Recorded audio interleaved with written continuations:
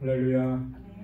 우리 마음과 뜻과 정성을 다해서 거룩하신 하나님께 예배드리겠습니다. 우리 다 같이 기도하겠습니다.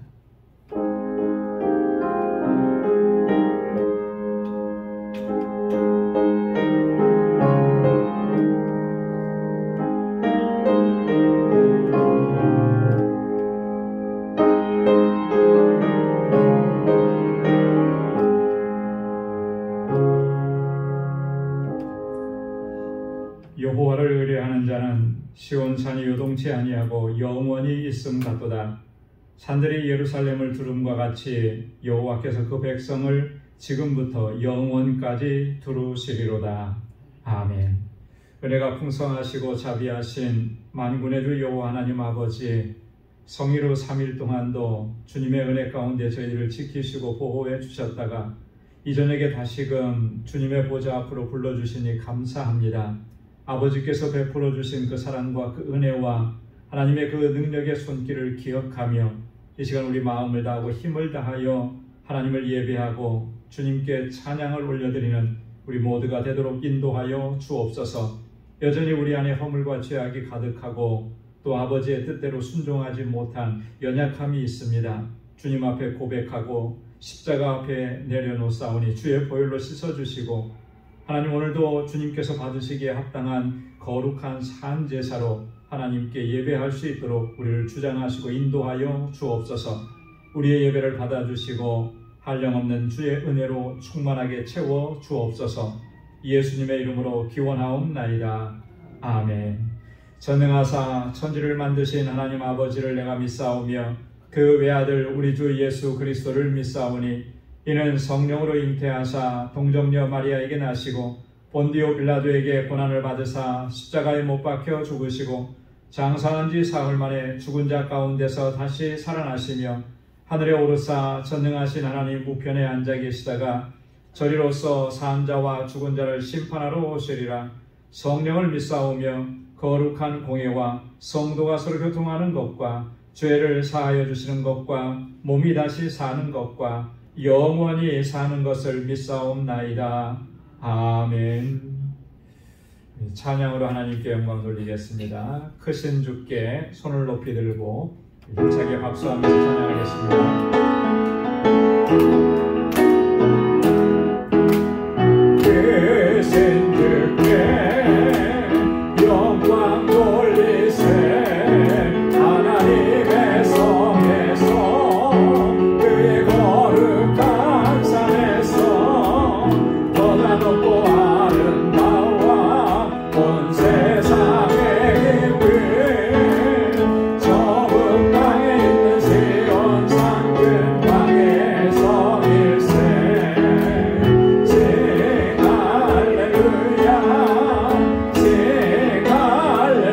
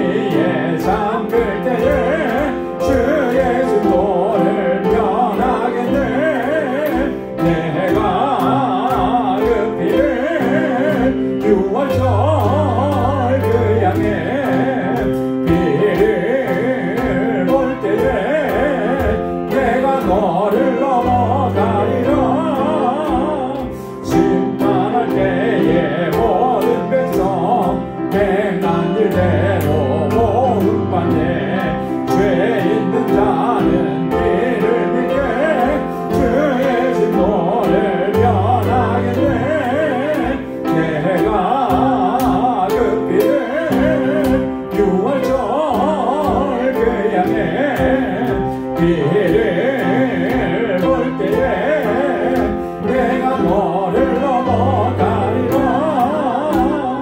구주의 사랑 되시는 예 모혈의 능력 의지하세.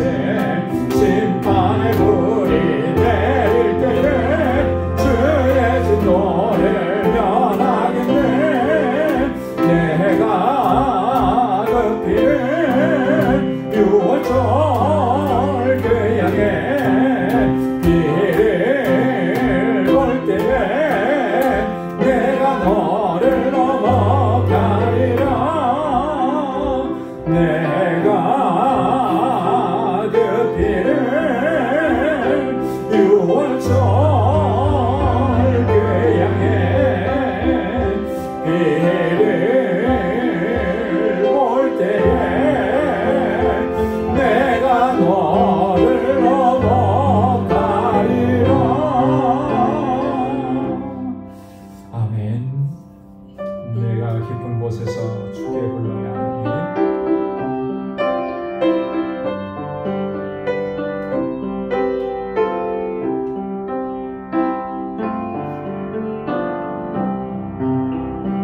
내가 깊은 곳에서 주께 불러하리니 주여 나의 간구를 들어주신 바라고 오자 앞에 나가니 은혜 내려주소서. 죄가 죄를 살리며 내가 능히 서리요. 오직 주만 모든 죄 용서하여 주시니 주님 앞에 떨면서 용서하십니다.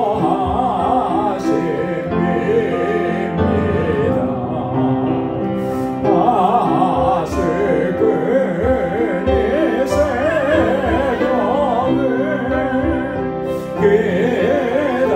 기다리고 말하니 나의 영혼 주님만 간절하게 말하네.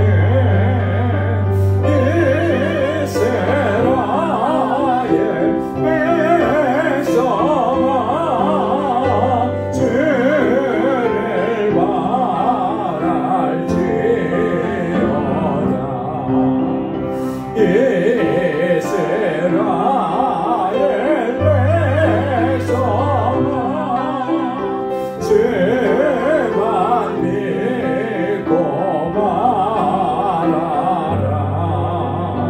주의 깊은 성에 우리 구원이 있으니 변함없는 주님만 믿고 기다릴지라. 아멘.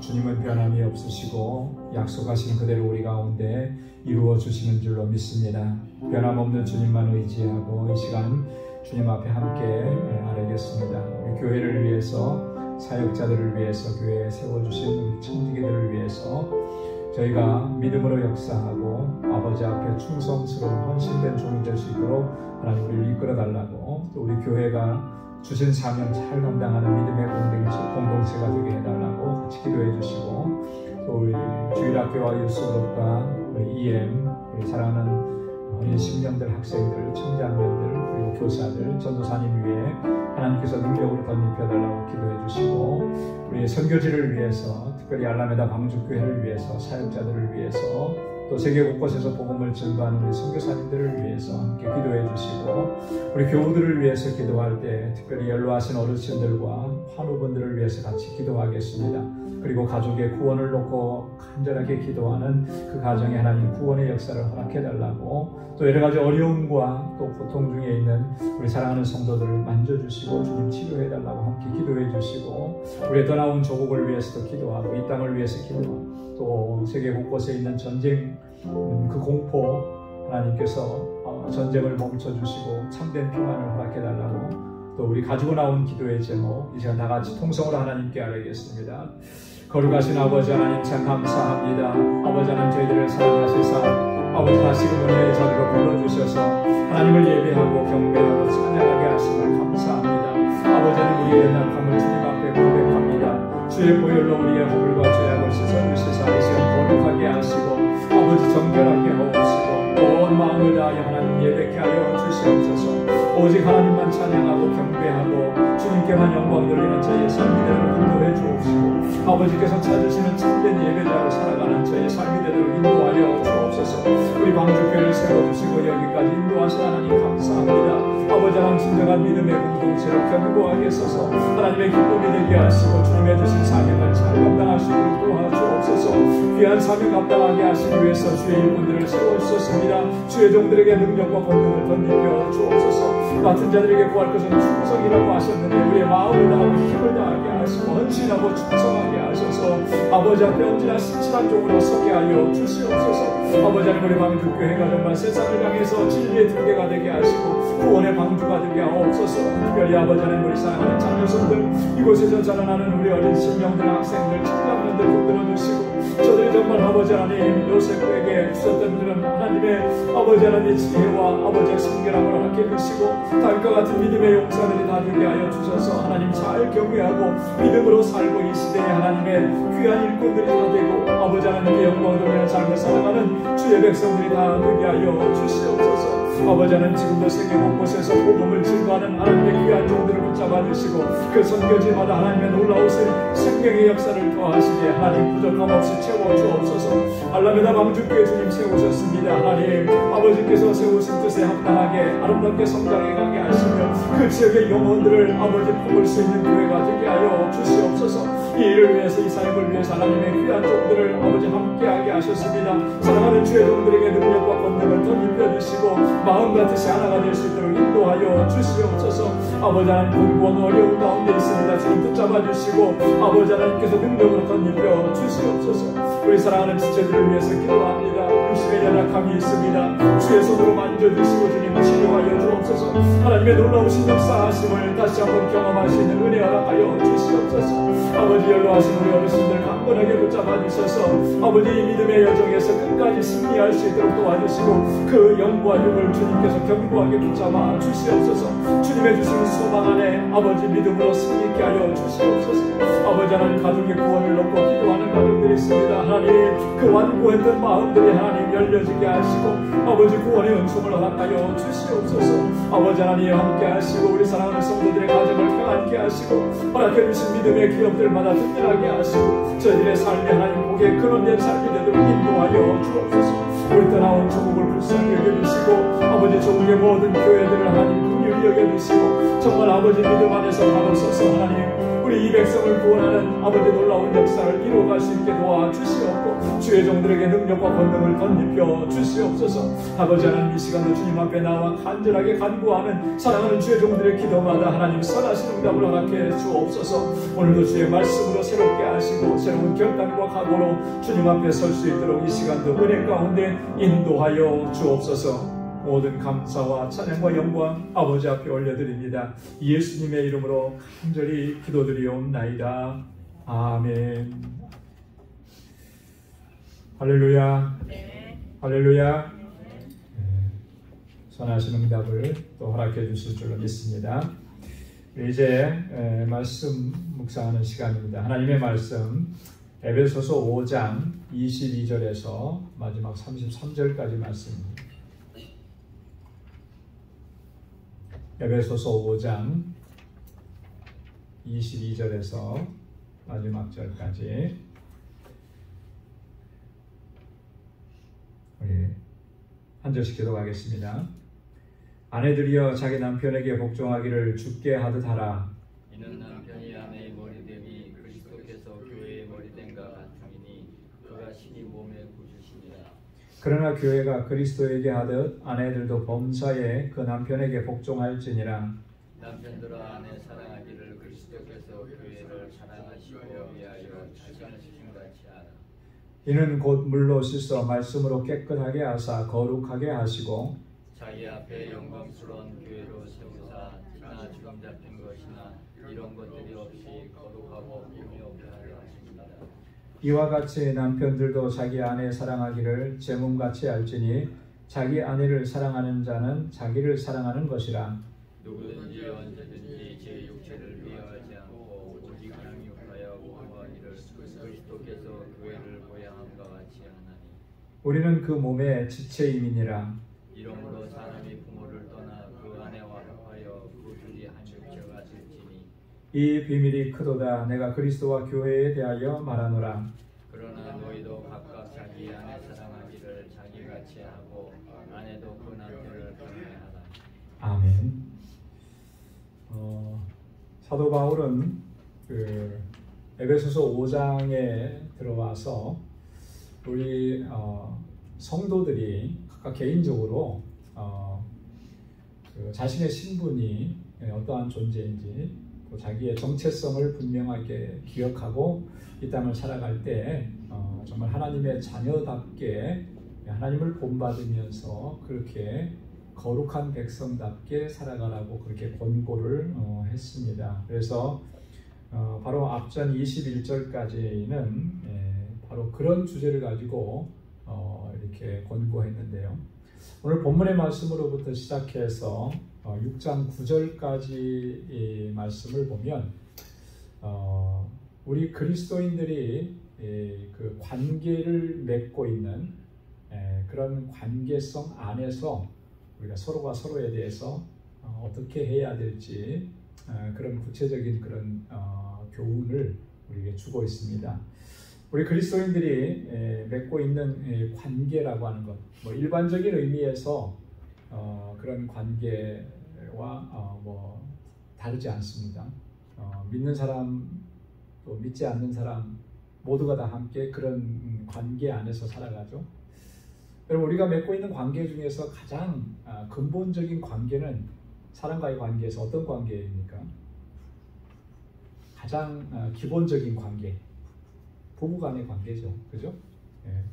가장 뭐 결혼한 상태라면 이 부부 간의 관계가 가장 기본적인 관계예요. 그래서 부부를 중심으로 이루어진 그 가정을 사회학적으로는 사회의 가장 기초 단위라 그렇게 얘기하죠.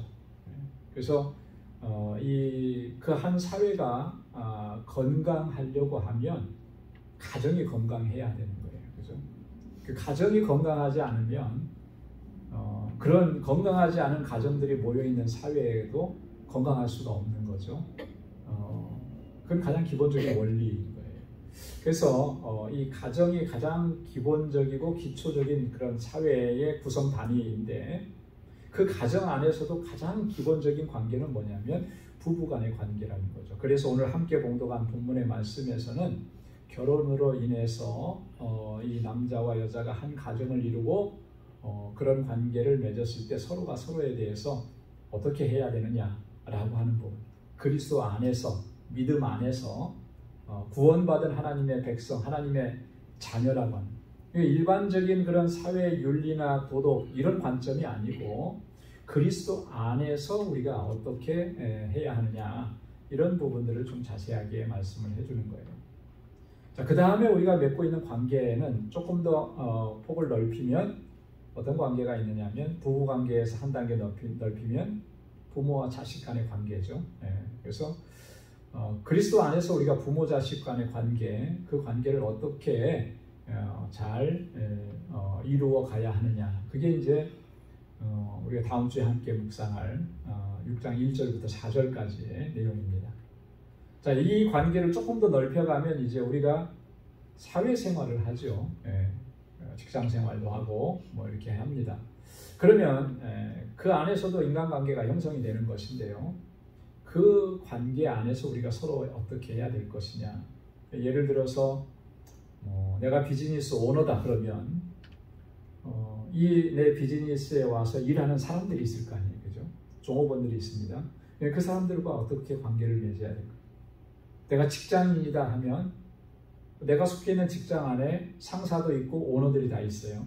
그럼 그 사람들과 내가 어떻게 관계해야 될 거냐? 그건 가장 기본적인 거죠. 사회 속에 들어가서 우리가 어떻게 해야 되느냐. 그리스도인으로서 그런 거를 차례대로 우리에게 설명을 해줍니다. 오늘 첫 번째입니다.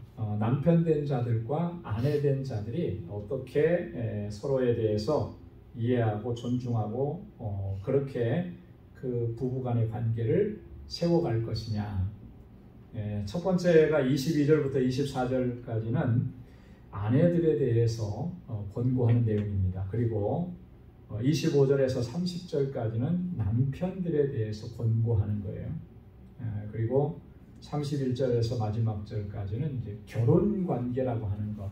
이 결혼이라고 하는 관계가 하나님께서 세우셨을 때 어떤 원리를 가지고 세우셨는지, 그래서 공통적인 그런 권고의 말씀을 주고 있습니다. 자, 그러면 우리 22절부터 한번 보도록 하겠습니다. 먼저 아내들에 대한 권고인데요. 한마디로 요약이 됩니다. 22절에서 아내들이여 자기 남편에게 복종하기를 주께 하듯 하라. 자, 아내들에게 하는 첫 번째 권고가 뭐냐면 남편에게 어떻게 하라고요? 복종하라. 이게 좀 껄끄럽죠? 복종하라 그러니까. 요즘 시대가 어떤 시대인데 남편에게 복종이라는 말을 씁니까?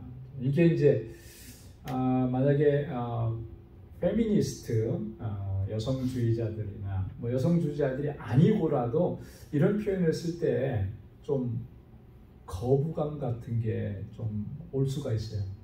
여러분 어떻습니까? 괜찮으세요? 하나님의 말씀이니까 괜찮아야죠. 그죠? 하나님의 말씀이니까 괜찮아야죠. 근데 그 복종하라라고 하는 말이 그러면 우리가 생각하고 있는 그 복종하라라고 하는 말의 의미와 같은 의미일까라고 하는. 그러니까 우리는 복종하라라고 하면은 어떤 강한 힘이나 권력이나 그 앞에서 그냥 꼼짝 못하는 거, 그런 상태, 이걸 이제 복종이라고 생각하잖아요. 그죠? 저희 집에 강아지들이, 제가 강아지라 그러면은 무서운 개라고 그러시더라고요. 개가 한 마리 있는데 이 녀석은 3개월 될 때 저희 집에 왔어요. 와서 제가 이제 안고 저희 집으로 들어왔기 때문에 얘는 저를 마치 그 자기 엄마나 부모처럼 생각을 해요. 근데 제가 좀 엄하게 하는 편입니다. 그러니까 다른 사람들, 다른 가족 식구들한테는 이게 막 또 이렇게 장난도 치고 막 하는데 제가 한마디 딱 하면 그 자리에서 그냥 탁 앉아요. 그리고 한번 소리 딱 치면은 그대로 이렇게 그거 있잖아요. 꼬리 내리고 귀 착 내리고 완전 복종하는 것처럼. 그렇게. 그러니까 얘는 이제 저를 엄마 같은 존재라고 생각하기도 하면서 이 집안에서 아주 최고의 힘을 가진 존재라고 하는 걸 아는 거죠. 복종하는 거예요. 그래서 어떨 때는 제가 이렇게 한마디만 하면 살짝 눈치 보고 저쪽으로 도망가기도 하고 그러는데 그런 복종을 의미하는 것일까? 사실 바울이 여기에서 이 남편에게 복종하라라고 했을 때 그 의미는 그런 개념은 아니라는 거죠. 왕 앞에서 신하가 굴종적으로 복종하라라고 하는 그런 의미는 아니라고 하는 거예요. 뭐 여성이 남성보다 열등하니까 복종해야 된다, 그런 의미도 아닌 거죠. 이 시대의 문화는 보면은 지금의 어떤 문화하고는 완전히 다르죠. 그죠? 이 시대는 죄송스러운 말씀이지만 뭐 그 시대가 그랬으니까요. 그 여성들에 대한, 여자들에 대한 그런 인식이 없었어요, 아예. 그래서 성경에도 보면 카운트 할 때 아예 여자분들이나 아이들은 카운트에 넣지도 않았어요. 그게 어디에 나와 있냐면 오병이어의 기적에서. 그죠? 자, 오병이어로 몇 명을 먹이셨을까요? 5,000명이라고 그러시죠. 근데 그 5,000명은 남자만이라고 되어 있어요. 남자만, 장정만. 거기에는 여자들이, 아이들이 들어가 있지 않은 거예요. 자, 그러면 요즘에 그 교회 안에 전체 그 성도들의 남녀 성비를 비율로 따져봤을 때 뭐 여자가 7, 남자가 3, 좀 많이 봐주면 여자가 6, 남자가 4, 뭐 이 정도 비율이라고 생각하면, 자, 그러면은 몇 명이나 되겠습니까? 10,000명이 훨씬 넘고 15,000명이 훨씬 넘는 거죠, 사실은. 그러니까 남자 5,000명 위에 그보다 훨씬 더 많은 숫자가 있었음에도 불구하고 카운트하지 않았다라고 하는 거예요. 그 시대 문화가 그랬던 거죠. 그랬기 때문에 사실 어떻게 보면 남편에게 복종해야 된다라고 하는 그 말의 의미를 그 시대는 그냥 그렇게 받아들였을 것 같아요. 남자는 여자보다 더 월등하니까, 신분의 차이가 있으니까. 근데 바울은 그런 의미로 이렇게 이야기한 것이 아니라고 하는 거예요. 남편에게 복종하라라고 하는 그 말의 본질적인 의미는 그 뒤에 있잖아요. 죽게 하듯이 하라. 죽게 하듯이. 우리가 주님 앞에 순종하듯이 주님께서 주신 그 창조의 질서 안에서 순종하라라고 하는 그런 의미입니다. 그러니까 하나님께서는 가정을 세우실 때에 그 가정 안에서도 어떤 질서를 두셨다라고 하는 거예요. 그죠? 가정 안에 질서를 두셨고, 그 질서 안에 남편을 그 가정의 대표자로 세우신 거죠. 가장으로 세우신 거예요. 그래서 우리가 가장이라는 표현을 많이 쓰잖아요. 그건 질서지, 누가 열등하고 누가 뭐 우월하고 그런 개념으로 세우신 것은 아니라고 하는 거예요. 그래서 가정의 대표로서, 가장으로서 인정하고 존중하고 순종하라라고 하는 그런 의미입니다. 그러니까 이 말은 다른 말로 얘기하면 이런 거죠. 가정 안에서 질서를 잘 지켜라. 우리가 주님께 하듯이 그렇게 하면서 그 질서를 지켜나가야 된다. 왜냐하면 그게 하나님의 창조의 질서이기 때문에 그런 권고인 것입니다. 자, 그래서 23절에 보면 이는 남편이 아내의 머리됨이 그리스도께서 교회의 머리됨과 같음이니 그가 친히 몸의 구주시니라. 이렇게 비유로 설명을 했어요. 자, 그리스도는 뭐예요? 교회의 머리가 되신다라고 하는 거죠. 머리. 자, 그러면 교회는, 우리 성도는 머리이신 그리스도의 각 몸이고 지체가 되는 거예요. 그렇게 비유를 선 거죠. 그러면서 그 가정 안에서 남편은 아내의 머리가 된다라고 그렇게 지금 바울이 설명을 하는 것입니다. 자, 이게 아내가 남편에게 복종해야 하는, 순종해야 하는 이유라고 하는 것이죠.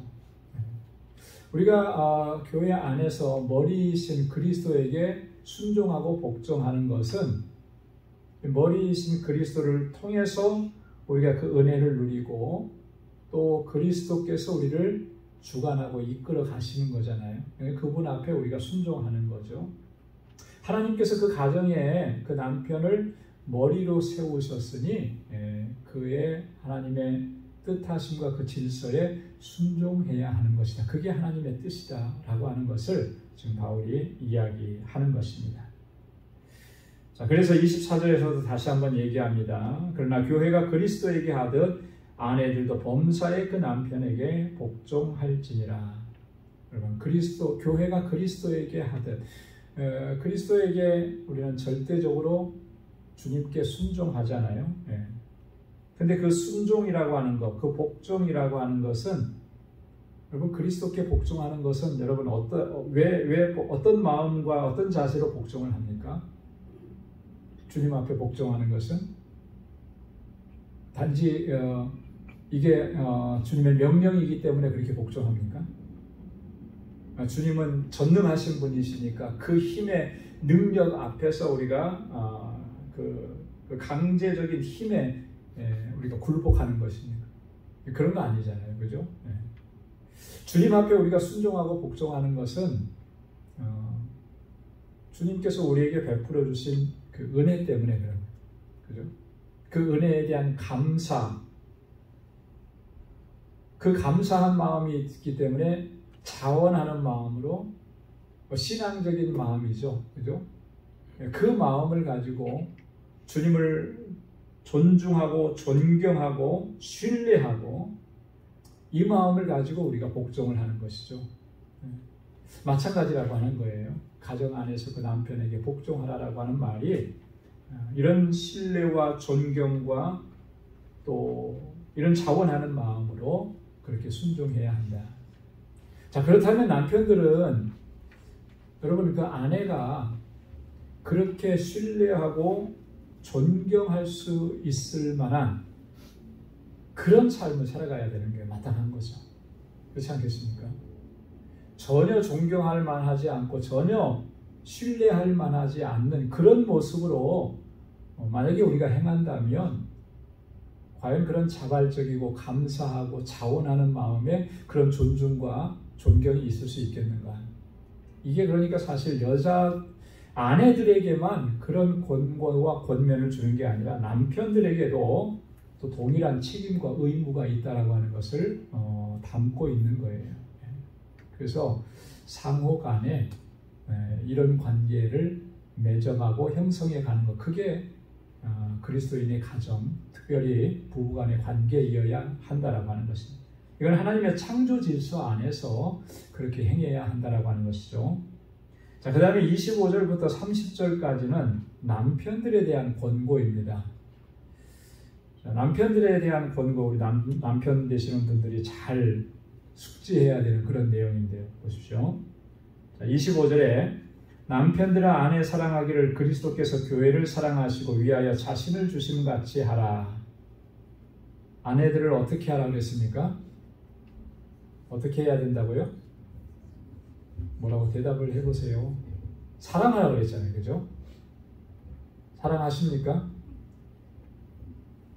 우리 교회 남성분들은 입이 무거워서 표현을 잘 못해요. 아내를 사랑하죠, 그죠? 네, 사랑하라. 근데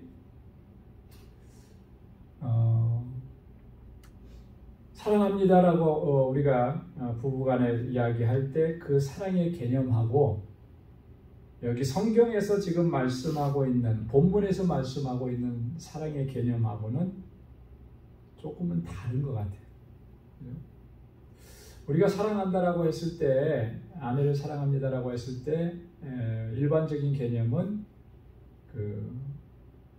좋아한다는 개념이 더 많죠, 그죠? 사랑한다라고 하는 거. 자, 그런데 여기서 말하는 사랑이라고 하는 단어는 헬라어로는 아가파오라고 했어요. 아가파. 사랑하라. 아가파.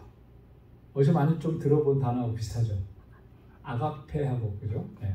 아가페는 이제 명사잖아요. 사랑. 자, 그 아가페는 어떤 사랑을 일컬을 때 아가페라고 그럽니까?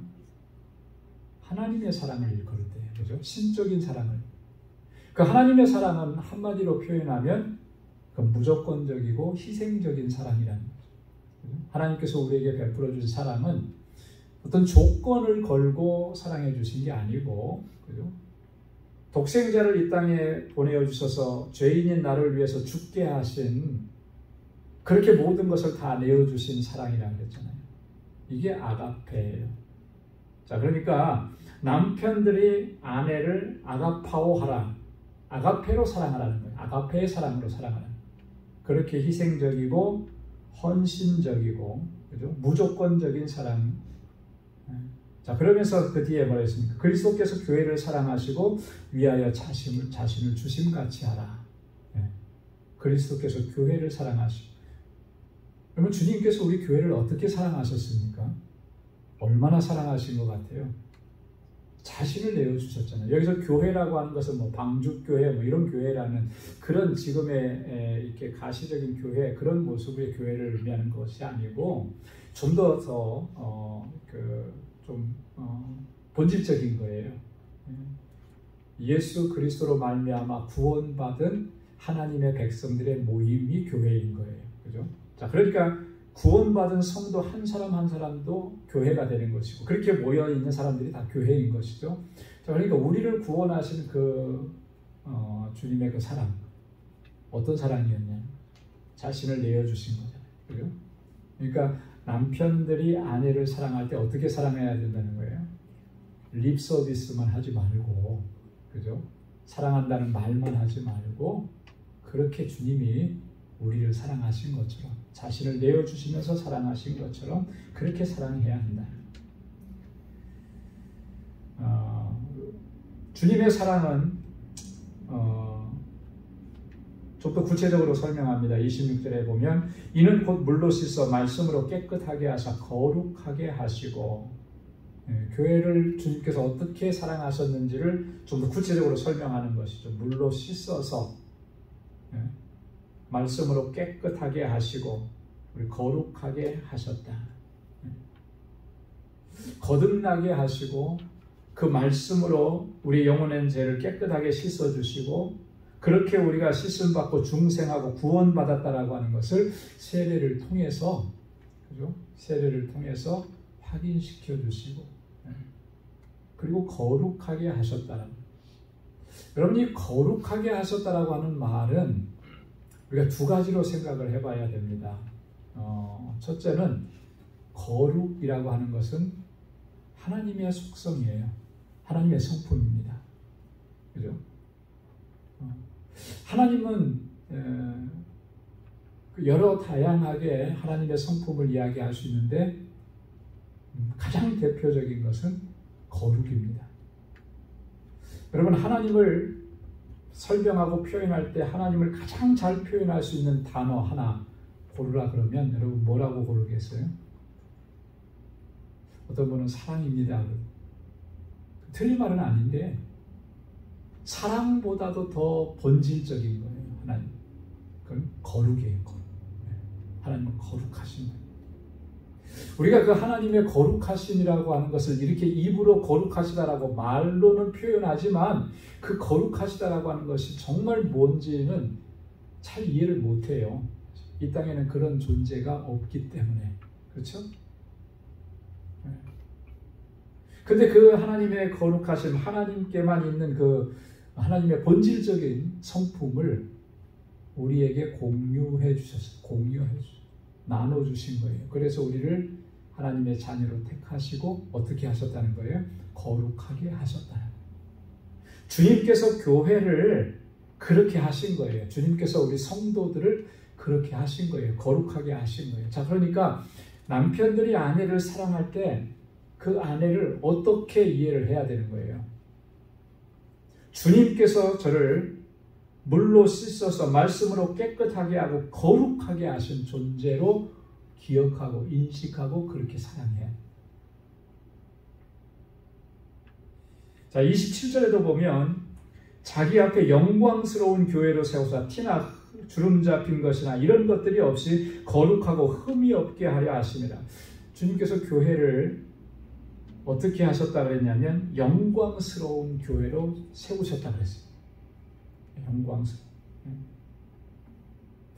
이 영광스러운 교회로 세우셨다라고 하는 것의 문자적인 의미는 이런 겁니다. 그리스도께서 스스로 교회를 자신에게 바치신다. 교회를 스스로 자기에게 바치셨다라고 하는 그런 게 문자적인 의미예요. 그것을 좀 더 해석해서 설명한 게 영광스러운 교회로 세우셨다라고 하는 말인데, 교회를 영광스럽게 하셨다라고 하는 거예요. 교회. 여러분, 이 교회라고 하는 존재가 피조물들이 모여서 이루어진 공동체가 교회잖아요. 그죠? 영광스러움이라고 하는 것은 오직 하나님께만, 주님께만 표현할 수 있는 그런 단어죠. 영광이라고 하는 것은. 그런데 이 교회를 영광스러운 교회로 주님께서 세우셨대요. 그래서 티나 주름 잡힌 것이 없고 거룩하고 흠이 없게 하셨대요. 주님이 우리 교회를 사랑하실 때, 우리 성도 한 사람 한 사람을 사랑하실 때 그렇게 보시는 거예요. 영광스럽다라고 하는 것, 이거는 그리스도의 본성이고 우리 주님의 성품이고, 그렇게 우리를 세우셔서 주님의 기쁨이 되게 하신 것이 바로 이 교회라고 하는 것이죠. 교회. 그렇게 주님이 교회를 사랑하신 것처럼 남편들은 아내를 사랑해야 한다. 아멘입니까? 남편들이 아멘 해야죠. 남편들이. 자, 그러면 여기서 하나 질문을 드릴게요. 복종이 쉽습니까? 사랑이 쉽습니까? 어떤 게 더 쉬운 것 같아요? 어떤 게 더 무거운 것 같아요? 사랑이 더 무거운 것 같죠. 그죠? 사랑이 그렇게 가벼운 거 아니에요. 그죠? 사랑하라라고 하는 말이 그냥 말 한마디로 되는 그런 내용이 아니라는 거예요. 뭐 하나 뭐 맛있는 거 사주고 좋아하는 물건 하나 사주고 그게 사랑이라고, 그런 게 아니라는 거죠. 주님이 교회를 사랑하시듯이 남편 된 사람들은 그 아내를 그렇게 사랑해야 한다라는 거예요. 주님께서 교회를 영광스러운 교회로 세우셨듯이 남편들은 그 아내를 그렇게 영광스럽게 생각하면서 그렇게 사랑해야 된다라고 하는 것이 바울이 그 사랑에 대한 개념이라고 하는 것입니다. 자, 28절에서는 조금 다른 관점에서 또 이야기합니다. 이와 같이 남편들도 자기 아내 사랑하기를 제 몸같이 알지니 아내를 사랑하는 자는 자기를 사랑하는 것이냐. 자, 남편들도 자기 아내 사랑하기를 무엇 사랑하는 것처럼? 자기 몸을 사랑하는 것처럼. 그렇게. 여러분, 사람이 자기 자신을 아끼고 사랑하는 거, 이거는 본능적인 겁니다. 그죠? 어떤 분은 보니까 어떤 분은 본인 몸 건강을 위해서 뭐 그냥 그 뭐죠? 영양제 다 사다 놓고 골고루 먹는데, 근데 아내를 위해서는 하나도 안 사준다고 그러더라고요. 그런 분이 있었다. 참 자기 몸은 어지간히도 아끼고 보호하고 그러는 사람이구나. 그래서 사실은 어떻게 보면 그거 탓할 뭐 이유 없는 것 같아요. 본능적인 거예요. 자기 몸을 아끼고 사랑하는 거. 그건 어떻게 보면 본능적인 거고, 그렇게 자기를 사랑하지 않으면 사실은 다른 사람도 사랑할 수가 없습니다. 자기 자신을 사랑하지 못하는 사람이 다른 사람을 사랑할 수 있느냐면 그러지 못하는 거예요. 그러니까 자기 존재에 대해서 자긍심이 있어야 되고, 자기 스스로에 대해서 자신을 사랑하는 그 마음이 있어야 돼요. 그 사랑하는 마음이죠, 사랑. 그 나를 사랑하는 그 마음이 대상에 옮겨져서 다른 사람을 사랑할 수가 있게 되는 거죠. 자기를 미워하는 사람, 그래서 자신의 삶을 부정하는 사람. 어떤 분이 그런 얘기를 하더라고요. 굉장히 좀 가정 환경이 상당히 어려웠대요. 자랄 때. 근데 어려운 환경 속에서도 부모님이 좋은 유전자 하나 물려줘서 자기가 외모가 이렇게 이쁘다, 그런 표현을 썼더라고요. 부모님께서 물려주셨다. 그거에 대한 자부심이 있는 거예요. 그런데 어떤 사람들은, 저도 어렸을 때 그랬던 것 같아요. 거울 보기가 싫어. 좀 누구처럼 잘생겼으면 좋았을 텐데 왜 이렇게 못생겨? 그런 생각이 잡거든요. 그러면 자존감도 떨어지고 자기 자신에 대한 어떤 사랑, 뭐 그거는 외모뿐만 아니라 어떤 능력적인 측면에서도 그렇고, 이렇게 해서 자기를 스스로를 사랑하지 못하면요, 다른 사람을 사랑할 수가 없어요. 우리가 그리스도 안에서 얼마나 사랑받는 존재인지, 하나님께서 우리를 얼마나 존귀하게 여기시는지 이거 바로 알고 스스로를 사랑할 줄 알아야 그 사랑이 다른 사람에게 향할 수 있는 거예요. 그래서 자기를 사랑하는 것, 그거는 너무나 보편적이고 당연한 거죠. 그처럼 자기 아내를 사랑하라는 거죠. 자기 몸과 같이 사랑하라는 거예요. 아내를 사랑하는 자는 자기를 사랑하는 것입니다. 아내를 사랑하는 것은 나를 사랑하는 것입니다. 그러면 결국 나를 사랑하기 위해서 아내를 사랑하라는 말이냐? 그런 말은 아니잖아요. 그죠? 그런 말이 아니고, 여기서 바울이 하고자 했던 말은 뭐냐면, 남편과 아내가 하나라고 하는 것을 얘기하고 싶은 거예요. 남편과 아내가 하나라고 하는 거예요. 창세기 2장 24절에 보면 하나님의 창조 원리 가운데 남편과 아내가 한 몸이라는 사실을 강조했죠. 그죠? 이러므로 남자가 부모를 떠나 그 아내와 연합하여 둘이 한 몸을 이룰지니라. 결혼을 통해서 한 몸이 되게 하신 거죠. 바울은 이러한 하나님의 창조 원리에 근거해서 아내를 자기 몸과 같이 사랑하라. 왜냐하면 아내와 남편은 한 몸이기 때문에 그렇다. 한 몸이. 나눌 수 없는 한 몸이라는 거예요. 여러분, 우리가 남성과 여성, 남편과 아내가 서로 다른 두 인격체라고 이렇게 얘기하지만, 결혼 관계 안에서 부부가 되고 가정을 이루고 했을 때는 이제는 하나가 되는 거예요. 그래서 결혼식에 항상 우리 기독교 결혼식 안에서 보면 항상 이 본문의 말씀이 강조가 되죠. 그리고 하나님께서 하나 되게 하신 것을 사람이 나누지 못할지니라, 이렇게 권고하고요. 그래서 어떻게 하라고요? 검은 머리가 팥뿌리가 될 때까지 서로 사랑하고 존중하고, 또 내 몸과 같이 그렇게 아끼고 그렇게 하겠느냐 하고 질문을 합니다. 그러면 다들 대답은 크게 하죠.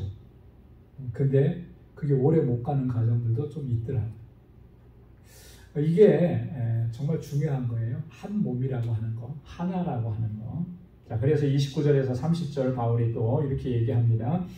누구든지 언제든지 제 육체를 미워하지 않고 오직 양육하여 보호하기를 그리스도께서 교회를 보양함과 같이 하나니 우리는 그 몸의 지체임이니라.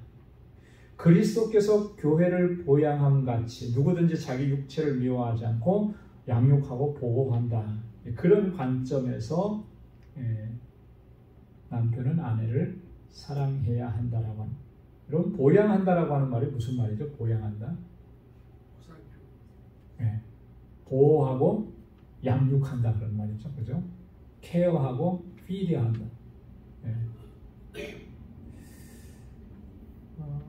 우리 보양하는 것은 그런 거예요. 사람이 자기 몸을 보양하는 것은 자기 몸이잖아요. 그죠? 자기 자신이잖아요. 그래서 몸에 좋은 거 먹고 몸의 건강을 위해서 운동도 하고 그렇게 관리하는 거예요. 요즘에는 건강의 문제가 가장 큰 사람들의 관심사고 이슈더라고요. 그래서 이렇게 어떤 인터넷이나 이런 데 보면 건강에 관한 것들이 그렇게 많이 나요. 음식에 관해서도 건강에 관한 거, 운동하는 것도 건강에 대해서 이런 게 많이 나오는데 그만큼 관심이 높은 거죠. 그렇게 관리하고, 그리스도께서 교회를 어떻게 보양하시는가, 그리스도께서 우리 이 교회 공동체를 어떻게 먹이시고 양육하시고 이끌어 가시는가, 그것을 생각하면 우리가 이 부부 공동체 안에서 어떻게 해야 하는지가 아주 분명해지는 것입니다. 그래서 우리 몸은 주님의 머리 대신 그 머리를 중심으로 한 지체가 되고 공동체이기 때문에 주님께서 늘 우리를 보양하시고 지키시고 양육하시는 것처럼 우리가 우리 가정 안에서 아내를 사랑하는 것은 바로 그러한 원리에 입각해서 사랑하는 것이다 라고 하는 것입니다. 그래서 우리가 아내가 남편을 대하든지 남편이 아내를 대하든지 이런 바울을 통해서 주신 주님의 권면의 말씀을 우리가 늘 새기고 서로를 그렇게 존중하고 또 사랑하고 그렇게 해서 하나님의 뜻을 이루어 가야 할 줄로 믿습니다. 자, 31절에서 33절 마지막에 공통적으로 결혼에 관한 그런 권면을 주고 있는데 31절에 보니까 이러므로 사람이 부모를 떠나 그 아내와 합하여 그 둘이 한 육체가 될지니 창세기 2장 24절에 있는 이 말씀을 바울이 인용을 한 것입니다. 결혼의 원리죠. 결혼의 원리 세 가지를 얘기합니다. 첫째가 부모를 떠난다라고 하는 거예요. 그죠? 결혼하기 전까지는 부모하고 같이 이렇게 있습니다. 그러나 결혼을 통해서 이제 부모를 떠나게 되고 독립적인 존재로 이제 서게 되는 것이죠.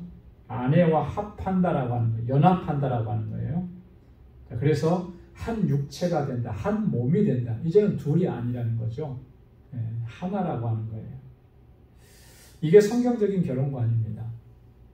근데 요즘 시대는 얼마나 결혼에 대한 개념이 참 심각하게 문제시 되고 있는지 모르겠어요. 그죠? 남자와 한 여자가 만나서 한 몸이 되어서 한 가정을 이루게 하시는 이게 하나님께서 세워주신 그 결혼의 정의입니다. 그죠? 그리고 가정을 세우는 원리인 거예요. 그런데 지금은 시대가 어떻게 정말 변질되고 타락해져 갔는지 남자와 남자가 만나서 가정을 이루고 여자와 여자가 만나서 가정을 이루고 이것을 합법화시키고 이게 문제가 심각한 거죠. 그리고 요즘에는 뭐라고 표현하죠? 이 성 정체성을 부모가 자녀들에게 강요할 수 없다는 자기가 자기 성 정체성을 선택할 수 있다는 거예요. 이게 말이 됩니까? 말도 안 되는 거잖아요. 그러니까 부모가 당연히 남자로 태어났으니까 넌 남자야 하고 이렇게 얘기하는 거를 그것까지도 부모가 주장하고 말하면 안 된다는 거예요. 자기 성 정체성을 자기가 설정하는 거예요. 이 사회가 어떻게 되려고 그러는지. 자, 이런 모습을 볼 때 정말 종말로 가고 있구나. 거의 종말이 다 왔구나. 이런 것을 느끼게 됩니다. 왜냐하면 성경의 말씀을 정면으로 대적하고 그것을 합법화시키고 그게 잘못됐다고 하면은 그러면 법적으로 처벌하는 이런 시대가 왔으니까. 그죠? 여러분, 우리가 성경에서 하나님께서 뭐라고 말씀하시는지에 귀를 기울여야 할 줄로 믿습니다. 자, 32절에 이 비밀이 크도다 내가 그리스도와 교회에 대해서 말하노라 그랬습니다. 이 비밀이 하나님께서 그리스도를 통해서 예정하셨던 감추어졌던 것들을 이제는 그리스도 안에서 계시해 주시고 보여주시는 그걸 이제 비밀이라고 표현을 했습니다. 이게 너무나 크다. 그리스도와 교회에 대하여 말하노라. 그리스도와 교회의 관계에 대해서 설명할 때 이건 놀라운 비밀스러운 일이다. 이렇게 표현을 한 거예요. 여러분, 교회와 그리스도의 관계가 어떤 관계라고 그랬습니까? 교회와 그리스도의 관계. 바울은 교회와 그리스도의 관계를 어떻게 비유적으로 표현하냐면 부부 관계로 표현합니다. 그리스도는 신랑 되시고 교회는 그의 신부가 되십니다. 이게 바울의 얘기가 아니고 예수님께서 하신 말씀이에요. 그래서 예수님은 자신을 신랑으로 성도를 신부로 그렇게 비유하시고 그 관계를 설정을 하셨어요. 자, 그런데 이게 예수님의 생각만이셨느냐면 그런 게 아니죠. 구약 성경을 보면 하나님께서 이미 하나님 자신과 택하신 이스라엘 백성들을 그렇게 설명을 하셨어요. 하나님은 남편이 되시고 이스라엘 백성은 그 신부가 되고 아내가 된다. 그죠? 특별히 우리 이사야서라든지 이사야서 54장 5절이라든지 호세아서 20장 16절 말씀 보면 하나님께서 그렇게 설명을 하시는. 그런데 이스라엘 백성들이 하나님의 신부, 하나님의 아내가 되어서 음행을 저지른 것은, 그죠? 그 음행을 저지르는 것은 뭐라고, 뭘 가지고 음행을 저질렀다 그렇게 표현합니까? 우상 숭배를 통해. 그죠? 자, 신랑이신 하나님만을 사랑해야 되는데 하나님 말고 이미 하나님과의 결혼 관계 안에 있는데 하나님 사랑하지 않고 우상을 숭배하고 우상을 사랑하는. 그러니까 그는 뭐라고? 불륜이, 외도? 그런 게 되는 거잖아요. 이미 구약 성경에서부터 하나님과 하나님의 백성들의 관계를 그렇게 이야기했고 예수님도 그렇게 했고 그 성경의 이 중심 원리에 입각해서 바울도 이 그리스도와 교회의 관계를 분명하게 얘기하는 거예요. 그래서 우리는 주님의 신부된 존재들입니다. 그래서 신랑이신 우리 주님 앞에서 내가 어떻게 행해야 하는지, 이 관계를 어떻게 세워가야 하는지 우리가 분명하게 기억해야 한다는 것이죠. 자, 그래서 33절의 결론의 말씀으로 그러나 너희도 각각 자기 아내 사랑하기를 자기같이 하고 아내도 그 남편을 경외하라. 여기 조금 하나 바뀐 단어가 있죠, 그죠? 단어 하나가 바뀌었어요. 처음에 아내는 남편을 어떻게 하라 그랬어요? 복종하라 그랬는데 지금은 그 남편을 어떻게 하라고요? 경외하라라고. 자, 그러니까 이 복종이라고 하는 개념이 어떤 것을 의미하는지를 설명하는 거죠. 경외하라라고 하는 경외. 원래 이 경외라고 하는 말은 하나님께 대한 우리의 자세잖아요. 하나님을 경외해야 되는 거죠. 그걸 좀 더 확대시킨 것입니다. 하나님께서 세워주신 질서 안에서 두려워하고 조심하는 마음으로 공경해야 된다. 하나님을 공경하듯이 아내들은 그 남편을 그렇게 공경해야 되는 것이고 남편은 또 자기 아내를 하나님께서 교회를 사랑하시듯이 그렇게 사랑해야 된다. 이런 관계가 될 때 그 가정이 그 부부의 관계가 하나님 보시기에 기뻐하시는 그런 모습이, 아름다운 모습이 될 수 있는 것입니다. 여기서부터 시작을 해서 우리가 하나님께서 주신 사명을 감당할 수가 있게 되는 것입니다.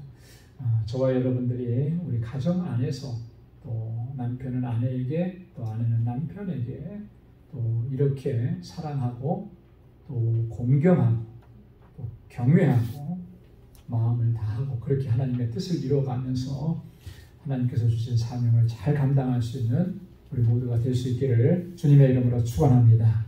기도하겠습니다. 하나님 아버지 감사합니다. 오늘도 귀한 말씀을 통해서 하나님께서 우리에게 베풀어 주신 그 놀라우신 사랑과 은혜를 다시 기억할 수 있게 하시고 하나님 세워주신 우리 가정을 어떻게 세워가야 하는지를 다시 한번 깨닫게 해주셔서 감사합니다. 주님께서 이 교회를 사랑하시듯이 또 사랑하셔서 자신을 다 내어주셨듯이 우리가 가정 안에서 서로 사랑하고 존중하고 또 하나님께서 세워주신 그 질서를 아름답게 세워가며 하나님의 뜻을 이루어갈 수 있는 우리 모두가 되도록 인도하여 주옵소서. 우리 사랑하는 성도들의 가정을 주님께서 늘 은혜와 평강 가운데 지켜주시고 든든하게 하셔서 아버지 하나님 이 세상을 향해서 하나님의 이 놀라우신 구원의 계획을 증거하고 선포하는 일에 하나님 아름답고 귀하게 쓰임받도록 인도하여 주옵소서. 아버지 하나님 우리 사랑하는 성도들의 삶을 늘 눈동자와 같이 지켜주시고 저희가 어디서 무엇을 하든지 하나님의 자녀답게 거룩한 백성답게 살아갈 수 있도록 은혜를 베풀어 주옵소서. 이 땅에서의 삶이 비록 힘들고 고난이 있어도 그것 때문에 우리가 좌절하지 않게 하시고 주님의 주시는 소망 안에서 늘 견고하게 서고 믿음으로 승리하는 우리 방주의 권속들이 다 되게 하여 주옵소서. 이제는 우리 주 예수 그리스도의 무한하신 은혜와 하나님 아버지의 크고 놀라우신 사랑과 성령의 위로 교통 충만하심의 역사가 하나님의 뜻대로 순종하며 주님의 영광을 위해서 살아가기로 결단하는 우리 모든 성도들과 저들의 가정과 직장, 생업의 터전 위에 이제로부터 영원까지 함께 하시기를 간절히 축원하옵나이다. 아멘.